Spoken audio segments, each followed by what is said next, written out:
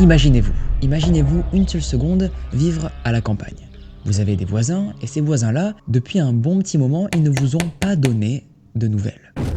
Alors vous décidez d'aller toquer chez eux, mais rien, aucune réponse. Le fait qu'il n'y ait personne va vous inquiéter, alors vous allez décider d'engager une équipe pour fouiller toute la ferme. Vous allez commencer votre fouille par la grange et c'est là que vous allez les découvrir.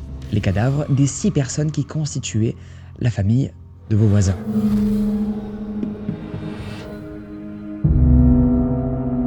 Et oui, cette histoire les amis, elle est bien vraie, malheureusement, et elle s'est passée à 70 km de Munich, en Allemagne. Et aujourd'hui, je m'apprête pour la 2e fois, oui, à vous la raconter. Il faut savoir qu'à l'époque, elle m'avait pas mal marqué, voire trauma. On peut dire ça peut-être, on peut forcément dire ça. J'avais envie de vous ramener cette histoire avec une maturité en plus que j'ai pu acquérir au fil des années.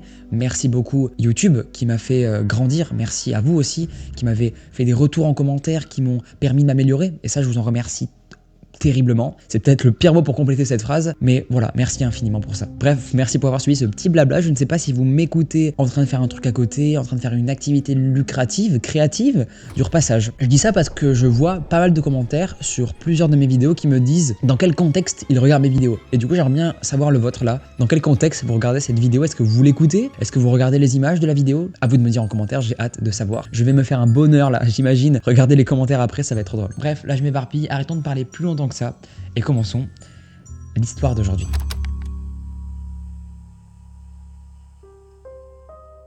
Perdue au milieu d'une grande forêt se trouvait une petite ferme qui abritait une famille. On les appelait les Gruber. Il faut savoir que cette famille était composée d'Andreas, 63 ans, de sa femme Casilia, 72 ans, de leur fille cadette Victoria, une veuve de 35 ans, et des 2 enfants de cette dernière, Casilia, 7 ans, et Joseph, 2 ans. S'ils vivaient dans un endroit isolé de tout le monde, les Gruber n'étaient pas coupés du monde pour autant, car la ville de Kefek se trouvait à 1 km de là. D'où le nom d'ailleurs qu'ils ont donné à leur ferme, Hinterkefek, qui signifiait derrière Kefek. Cette famille, elle était pas mal connue dans leur région, mais pas forcément pour les bonnes raisons. C'est un fait, la famille était très aisée, pour ne pas dire riche. Les Gruber étaient également avares, et pour économiser de l'argent, souvent ils employaient des travailleurs itinéraires ou des vagabonds, sans même les déclarer. Andreas, le père de la famille, le chef comme on pourrait l'appeler, était un homme très solitaire. Il était aussi antipathique, définition que je vous mettrai juste là, et ce qui rendait ce Andreas absolument immonde, c'était qu'il violentait régulièrement sa femme et ses enfants. De plus, une rumeur va courir comme quoi le petit Joseph était le fruit d'une relation incestueuse entre Victoria et son propre père. Tous deux d'ailleurs vont être jugés et condamnés pour cette même raison en mai 1915, après qu'une femme de chambre les ait surpris dans le foin. L'histoire qui va entourer la naissance du petit Joseph va être pas mal sordide et confuse. Et vous allez très vite, vous inquiétez pas, comprendre pourquoi je dis ça. Tout va commencer en 1919. Déjà, Andreas, il va empêcher sa fille de se marier avec un certain Lorenz. Ce Lorenz, avant qu'il soit le petit copain de Victoria, était leur voisin. Et en septembre, il va apprendre que Victoria va faire naître un enfant. Mais là, il va dire non, c'est trop, je ne veux pas du tout en assumer la paternité. Alors pourquoi il dit ça? Eh bien, il y a évidemment une raison. Il va être persuadé que cette naissance n'est pas du tout due à une relation qu'il aurait pu avoir avec sa copine Victoria. Il va plutôt penser que cette naissance est due à la relation que Victoria avait avec son père. Et tout ça un jour va se savoir, ça va arriver aux oreilles de la police, au point où le père de Victoria va se faire arrêter. Mais Lorenz, quand même, il va trouver que ce qu'il a fait, c'est pas bien. Parce que oui, c'est bien lui qui l'a dit aux policiers. Donc il va retirer toutes les accusations qu'il avait contre le père de Victoria, Andreas. Mais alors, pourquoi il a fait ça? Est-ce qu'il avait peur de potentielles répercussions qu'il pourrait y avoir sur lui? Peur du père de Victoria? Ça, pour être honnête, on ne sait pas vraiment. Un jour d'automne, en 1921, la femme de chambre entassa nerveusement ses sacs près de l'escalier de la véranda. Et ça se remarquait directement qu'elle était pressée de partir, car ses yeux sombres reflétaient son malaise. Mais alors pourquoi? Pourquoi elle était gênée? Pourquoi elle avait l'air d'avoir peur? On ne sait pas pour l'instant. Elle va finir par poser le dernier sac par terre. Elle va dire à la famille qu'elle devrait y aller maintenant, car il commence à faire sombre. Ça va leur faire tout drôle à la famille, car celle-ci n'avait jamais eu ce comportement-là avec eux. Elle avait vraiment le visage livide, comme si elle venait de voir l'impensable. Quelque chose de terrifiant. Mais ce n'est pas pour autant que la famille des Gruber vont retenir la femme de ménage. Ils vont la laisser partir, pensant qu'elle est juste totalement folle. Elle avait plusieurs fois dit aux Gruber qu'elle entendait des bruits de pas au grenier, des voix mystérieuses et d'inexplicables sont dans la maison. Mais, vous l'aurez deviné, monsieur et madame Gruber n'en faisaient qu'à eux et ne vont pas une seule fois croire cette femme. Ils vont penser qu'elle est, comme je vous l'ai dit au début, juste complètement barjot et qu'ils n'ont donc absolument rien à se faire de ce côté-là. Nous sommes maintenant vers le milieu du mois de mars en 1922. Les habitants de Québec ne s'attendaient pas à ce que leur village soit recouvert de neige. Car oui, une énorme tempête de neige va s'abattre sur la ville. Alors Andreas, au petit matin, il va aller observer sa ferme pour voir si rien n'avait été endommagé. Il va donc parcourir la propriété quand soudain, il va remarquer de profondes empreintes dans la neige, qui semblaient être fraîches. Et celles-ci, comme il a pu l'observer, se dirigeaient vers l'arrière de la maison. Le vieil homme va donc suivre ces traces, intrigué, pour constater très vite qu'elles s'arrêtent à côté des bâtiments. Et le fait de remarquer ça va très vite l'énerver, alors il va retourner sur ses pas. Plus étonnant encore, Andreas va remarquer que les traces de pas se dirigent en direction de l'extérieur de la propriété, comme si une personne était en fait sortie de leur maison pour aller on ne sait où. Ce qui veut dire alors qu'une personne était dans la maison et n'a rien dit, est partie. Impossible, comme personne de la famille n'est sorti. Tout le monde est à l'intérieur de la maison. Mais alors c'est quoi ? Personne va savoir. C'est qui ? Personne aussi va savoir. Quand il va réaliser que peut-être quelqu'un est chez lui là, au moment même où il réalise ça, il va décider d'aller dans la remise à outils. Cette remise, il faut savoir que Andreas n'y allait pas souvent, même les membres de sa famille, c'était pas un lieu qu'il fréquentait très souvent dans leur propriété, alors il s'est dit peut-être que quelqu'un était caché là-dedans.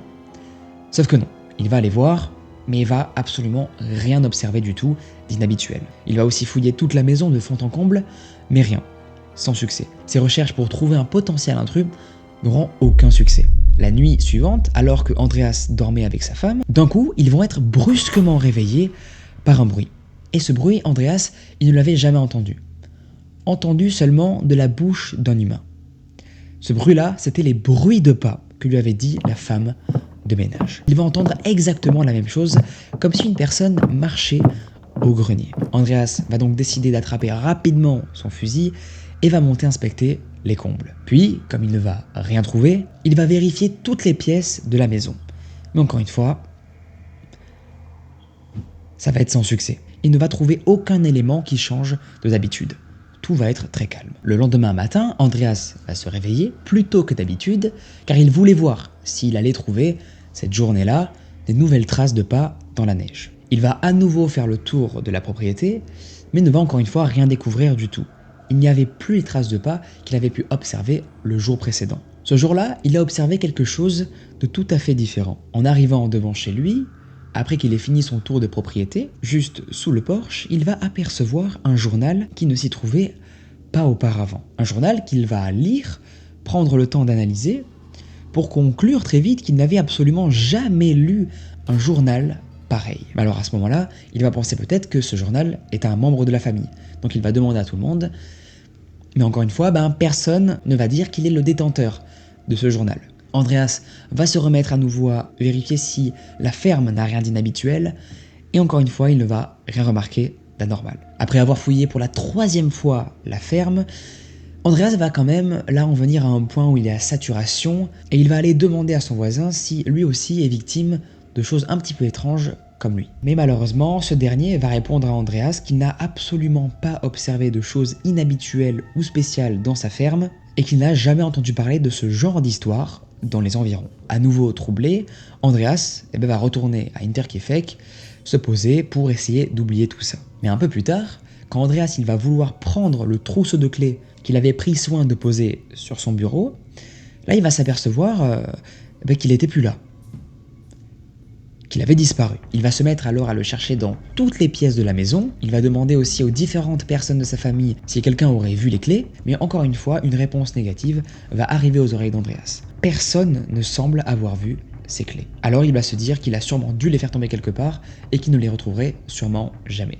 Andreas ne va pas pour autant annuler toutes ses occupations, il va y retourner. Il va se diriger vers la remise à outils, mais lorsqu'il va l'ouvrir, il va remarquer des traces très nettes qui vont lui indiquer que quelqu'un avait essayé de crocheter la serrure. Pendant des heures, il va repasser tous les incidents de ces derniers jours dans sa tête, aussi inquiet qu'effrayé. Maria Bonne Garter. Ça ne vous dit sûrement rien et c'est normal car je n'ai jamais précisé son nom et prénom dans l'histoire. Cette personne est la nouvelle femme de ménage dans l'histoire. Son premier jour à la ferme va être le 31 mars 1922, en début d'après-midi. Maria ne se doutait à aucun moment que cette première journée de travail allait être la dernière de sa vie. Le mardi 4 avril, cela va être un jour très important pour les habitants de Québec qui vont être extrêmement inquiets. Inquiets pour une raison que vous savez que j'ai dit un petit peu au début, ils ne vont plus du tout avoir de nouvelles de la famille des Gruber. Leur absence va surtout être remarquée à l'église. Ils avaient très régulièrement l'habitude de s'y présenter, sauf que là, ça faisait plusieurs jours que les habitués de l'église n'avaient aucune nouvelle d'eux. Et il y avait aussi la jeune Casilia, très scolaire, qui ne s'était plus du tout présentée à l'école depuis un bon moment, sans que aucune excuse ne soit donnée. La raison qui va aussi pousser les habitants à s'inquiéter sur le cas des Gruber, c'est le courrier. Le facteur avait observé quand il distribuait le courrier chez les Gruber qu'il n'était jamais traité. Leurs voisins avaient aussi remarqué qu'il n'y avait plus aucune activité à la ferme. Eux qui avaient régulièrement l'habitude de croiser Andreas dans les champs ou avec les animaux, là, aucune apparition. Très étrange. Alors, les villageois vont prendre une décision. Celle-ci va être de monter une équipe de recherche. Cette équipe va être constituée de plusieurs personnes, notamment Lorenz, l'ancien amant de Victoria, Michael Puel et Jacob Seigel. Pour vous expliquer un petit peu qui c'est, je sais pas du tout qui c'est des connaissances sûrement de la famille des Gruber. Et tout cela vont partir en direction de la ferme, pour découvrir le mystère de la disparition des Gruber. En arrivant sur place, les trois hommes vont trouver l'endroit étrangement calme. Alors ils vont appeler à plusieurs reprises les membres de la famille, mais rien, personne ne va leur répondre. Donc ils n'ont pas eu le choix, ils ont dû aller inspecter la propriété plus en détail. Après une brève discussion entre eux, tout le monde va se mettre d'accord pour commencer par la grange, qui était le bâtiment le plus proche, où d'ailleurs un chien aboyait. Mais là, lorsqu'ils vont ouvrir la porte, un sentiment d'effroi va saisir les trois hommes. Dans leurs yeux grands ouverts se trouvait le reflet des corps d'Andreas, de sa femme, de sa fille et de sa petite fille dans une mare de sang. Oui, les images sont disponibles sur internet, je vous conseille évidemment de ne pas les chercher, même si on voit pas grand chose, c'est absolument dégueulasse. Alors est-ce que c'est une reconstitution? Est-ce que c'est vraiment les photos du crime? Je n'ai pas la réponse à ça. Je vous conseille évidemment de ne pas chercher cette réponse-là. Mais en tout cas, quand j'ai vu ça sur internet, j'ai trouvé ça vraiment badant quoi. Les corps, il faut savoir qu'ils avaient été soigneusement empilés les uns sur les autres. Horrifiés par cette découverte des plus macabres, les trois hommes vont s'empresser de rentrer dans la maison, espérant trouver au moins le petit Joseph en vie. Mais malheureusement, ils vont le découvrir, lui aussi comme tous les autres, décédé, dans la chambre de sa mère, encore couché dans son petit lit, comme si celui-ci avait été tué pendant son sommeil, ou posé quelques temps plus tard, ça on le sait pas vraiment. La nouvelle servante, Maria, va aussi être retrouvée, comme tous les autres dans la maison, dans une mare de sang. 6 personnes au total avaient été tuées à Interquefec, et de la plus horrible des manières possibles. Directement, les 3 volontaires absolument choqués de ce qu'ils viennent de voir vont s'empresser d'aller voir la police pour déclarer tout ça. Les policiers vont arriver très vite, ils vont arriver aux alentours de 18h, et la première chose qui va être compliquée à gérer, c'est la présence de toutes les personnes qui sont devant la scène de crime. Comme c'est un petit village, eh bien oui, ça va beaucoup faire parler, et énormément de personnes vont être présentes très rapidement. Et ce n'est que quelques heures plus tard, après avoir dégagé tout le monde et pris le temps pour installer tout le matériel d'analyse, qu'ils vont se mettre à investiguer sur les lieux. L'examen va démontrer que toutes les victimes avaient été tuées d'un coup à la tête, avec le même instrument. Le corps de Victoria montrait également des traces de strangulation, mais qui n'étaient pas la cause exacte du décès. Le meurtrier semblait savoir se servir de l'outil avec qui il a causé cette horreur, car les policiers vont remarquer que chaque coup était net, précis, et qu'ils avaient été décisifs pour tout le monde. Toutes les victimes étaient mortes instantanément, à l'exception d'une, la jeune Casilia. Bien qu'elle avait été grièvement blessée, elle aurait apparemment survécu, d'après les policiers, plusieurs heures après l'incident. Pour une raison qui est encore inconnue, les policiers vont aussi remarquer qu'une touffe de cheveux avait été arrachée du crâne de la tête de Casilia. La plupart des victimes, comme les policiers aussi vont le remarquer, étaient vêtues de leurs vêtements, à l'exception de Victoria et sa fille, qui eux étaient en vêtements de nuit. Ce qui donc laisserait penser peut-être que l'événement se serait passé la nuit. Mais ça, on n'en est évidemment pas vraiment sûr. Bon, évidemment, pour pousser un petit peu les analyses plus loin, on a coupé leur tête, après que l'autopsie était faite, pour envoyer leur crâne à Munich. Bon, la raison n'est pas précisée dans le script que je suis en train de lire, mais on suppose du coup que c'est pour faire des analyses encore plus poussée. D'après l'inspecteur George Reingruber et ses collègues de la police de Munich, le meurtrier se serait arrangé pour attirer les différents membres de la famille l'un après l'autre dans la grange, puis, après, il serait rentré dans la maison pour tuer Joseph et la femme de chambre, qui dormaient tous les deux dans leurs lits respectifs. Pour une étrange raison d'ailleurs, le meurtrier avait pris soin de recouvrir tous les corps de ses victimes. Et pour quelle raison ça ? On sait encore pas du tout. Ceux qui étaient dans la grange avaient été recouverts avec du foin, la femme de chambre avec un drap, et le petit garçon avec une jupe de sa mère. Très bizarre. Une fouille rapide de la maison révéla aux policiers quelques temps plus tard que dans le grenier, quelques tuiles avaient été déplacées. Ils vont aussi remarquer dans une botte de foin que 2 trous avaient été creusés, indiquant qu'une ou 2 personnes s'étaient probablement dissimulées à l'intérieur. Les premières auditions vont avoir lieu dans la cuisine et les témoignages vont être assez surprenants. D'après l'autopsie, la tuerie s'était produite le 31 mars. Mais étrangement, plusieurs des voisins avaient vu de la fumée s'échapper de la cheminée durant le week-end, ce qui indiquait donc que l'assassin se trouvait toujours dans la maison à ce moment-là. Cette hypothèse va sembler incroyable et impensable pour tout le monde. Mais néanmoins, elle va se confirmer par la vaisselle sale et par le lit des faits dans lequel quelqu'un aurait peut-être dormi peu de temps avant la découverte de ce drame. Il faut aussi noter cette chose étrange, tous les animaux de la ferme avaient été nourris et aucun n'avait été blessé d'une quelconque manière. Le chien de la famille avait été attaché dans la grange et s'il était assez choqué et énervé, il était pourtant en parfaite santé. Cette découverte va laisser les enquêteurs assez perplexes, car cela voulait dire que la personne qui avait sauvagement massacré la famille était restée pendant plusieurs jours à la ferme, en nourrissant conscieusement le bétail avant de disparaître. Mais le 8 avril, tout va changer.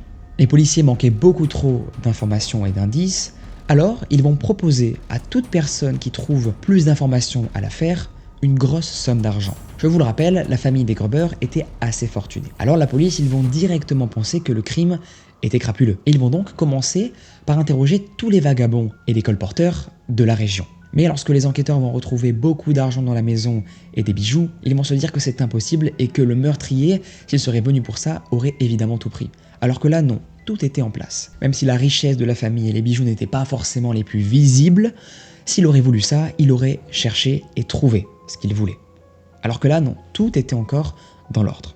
Bizarre. L'enquête va révéler aussi que Victoria avait vidé pour on ne sait quelle raison tout son compte en banque quelques semaines avant sa mort. Même si elle avait fait un don très important à l'église, il restait quand même de l'argent. Mais où était tout cet argent ? Personne ne le sait. L'argent semblait s'être volatilisé. Mais alors, si l'argent n'avait pas motivé les meurtres, alors le crime ne pouvait être que passionnel. C'est pourquoi les enquêteurs vont directement se tourner vers Lorenz.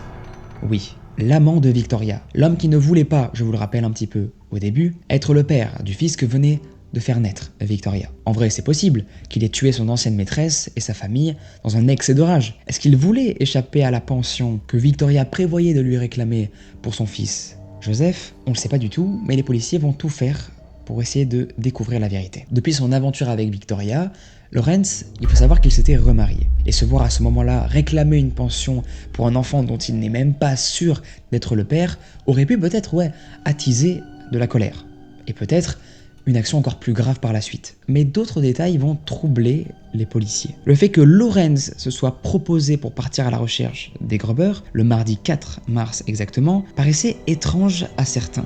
Mais plus troublant encore, lorsqu'il était rentré dans la grange, le chien avait montré une agressivité particulière à son regard, lui aboyant sans s'arrêter. Aussi, lors de la découverte du drame, Lorenz avait montré un comportement étrange, comme s'il était imperturbable. Tout le monde avait remarqué qu'il s'était mis à désempiler les corps froidement, sans manifester le moindre signe de compassion ou de dégoût. Les enquêteurs avaient trouvé ce comportement super bizarre, donc ils lui avaient demandé pourquoi il s'était mis tout seul à déplacer les corps. Pourquoi avait-il pris l'initiative, alors que ce n'est pas du tout son travail? Lui avait répondu à ça: « Je cherche juste mon fils, c'est tout ».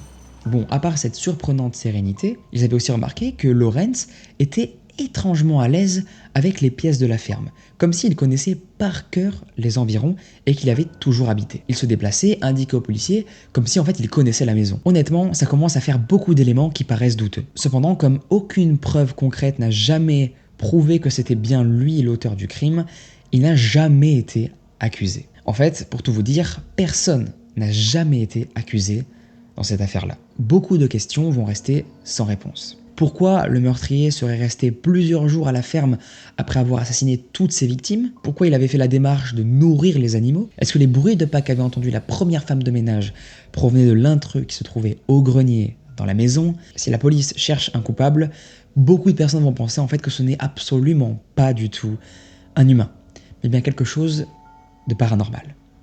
Honnêtement, j'y crois moyen. Attention, je ne dis pas que je ne crois pas au paranormal, mais je ne crois pas honnêtement que ce soit une entité qui ait causé ça. Pour moi, on est clairement sur un crime qui pour moi a été causé par Lorenz. Après, ce n'est que mon avis, à vous de faire le vôtre en commentaire, et d'ailleurs j'attends le vôtre en commentaire, j'aimerais trop savoir ce que vous en pensez, mais moi, je trouve que le Lorenz, il est beaucoup trop douteux pour être innocent. Le seul argument que pourraient trouver les personnes qui pensent que c'est du paranormal, c'est le fait que des objets ont disparu très régulièrement dans la maison, mais ça peut aussi pour moi du coup être très bien un mec qui a déplacé les objets ou qui a pris les objets, comme les clés par exemple, pour sortir et a oublié après de les remettre à leur place. L'erreur est humaine, donc est-ce que c'est un humain qui a causé tout ça?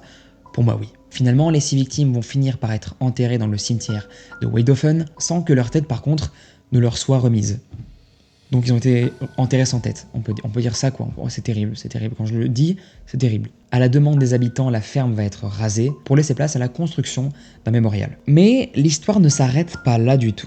Carl Gabriel. On n'a pas parlé de ce mec-là. C'est un autre humain qui est douteux dans l'affaire. Alors c'est qui ce fameux Carl Gabriel? Eh bien c'est l'ancien mari et défunt de Victoria. Et tout le monde pense, à cause d'une rumeur qui va courir à la fin de la Seconde Guerre mondiale, qu'il est le meurtrier de tous ces crimes. Bien qu'il avait été supposément tué dans les tranchées en décembre 1914, son corps n'avait jamais pour autant été retrouvé. Et il aurait très bien pu, pourquoi pas, revenir voir sa femme. Mais en revenant, il aurait peut-être entendu parler et surpris la relation incestueuse de Victoria et son père, ce qui l'aurait peut-être poussé à faire l'irréparable, à les tuer tous les deux. Cette théorie avait été en fait alimentée par les témoignages de 2 personnes, totalement lambda, qui auraient apparemment discuté avec un soldat russe et qui leur aurait avoué qu'il était le tueur de la ferme d'Interkefek. L'homme, il leur avait expliqué qu'il avait simulé sa mort pour se libérer de sa femme, puis il aurait en fait finalement par la suite changé d'avis, mais en rentrant chez lui, bam, il aurait vu la relation incestueuse entre sa femme et son père, il aurait donc été très contrarié et fini par les tuer. L'enquête va encore continuer pendant des années. Je vous le rappelle, les crânes des victimes avaient été envoyés pour analyse à Munich, mais ont été perdus entre-temps, et donc des policiers en fait ont essayé, grâce à des médiums, de retrouver les crânes qui peut-être auraient permis à l'enquête d'avancer encore plus et de trouver des réponses qu'ils n'avaient pas. Sauf que les médiums ne vont pas arriver à trouver les crânes et ils vont rester eux aussi introuvables. Alors officiellement, l'enquête va s'arrêter en 1955. Mais de nombreux détectives encore amateurs continuent à essayer de résoudre l'enquête. À ce jour, le massacre d'Interkefek reste encore un mystère irrésolu, même si on a quand même pas mal de théories.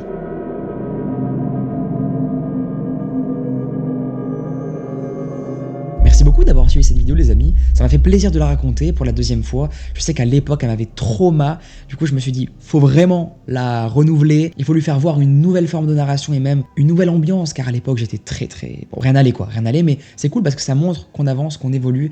Et je trouve ça vraiment trop beau. Vous me faites évoluer, d'ailleurs c'est pour ça que je voulais aussi vous remercier, merci de me faire évoluer. Vous me corrigez des fois en commentaire, allez c'est pas ça, mais de manière toujours bienveillante, donc c'est juste trop bien. Si j'ai fait des erreurs, n'hésitez pas à me confirmer que j'ai fait une erreur et du coup à me rectifier en commentaire, ça me ferait plaisir.